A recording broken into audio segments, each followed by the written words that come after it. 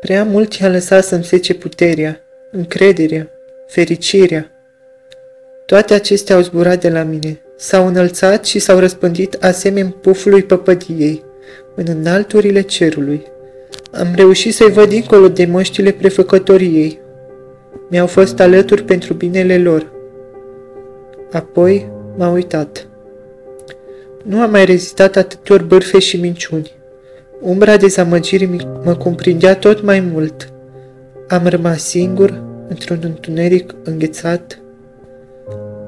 Au crezut că mă pot izola, să mă arunce în groapa singurătății, însă nisipul din clepsidra prieteniei s-a scurs. Gata. Gata cu prieteniile false, cu minciunile, cu tristețea. Vreau să stau departe de profitori. S-au hrănit destul din greșelile mele. Multe ecouri îmi erau impregnate în cap. Toate negative, pline de injurii și de răutate. Doar un ecou blând se auzea firav. M-a îndemnat să nu renunț, să iert, să lupt, să fiu mai bun, mai zâmbitor. De acum nu mai au dreptul să-mi fure fericirea. Fiecare răsărit de soare îmi aparține. Nu mă mai las învăluit în umbra dezamăgirilor. De cât rău este capabil să facă un om și de ce este atât de satisfăcut de suferința altora? Câte minciuni și bârfe pot revărsa?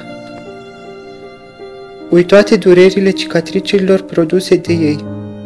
Nu o să fiu răzbunător, o să îi iert. De acum, povestea va continua cu zâmbete, prietenii adevărați. Nu îmi uit trecutul. Este trecutul meu. Un capitol deja trecut. Teoria pe care o aplic acum.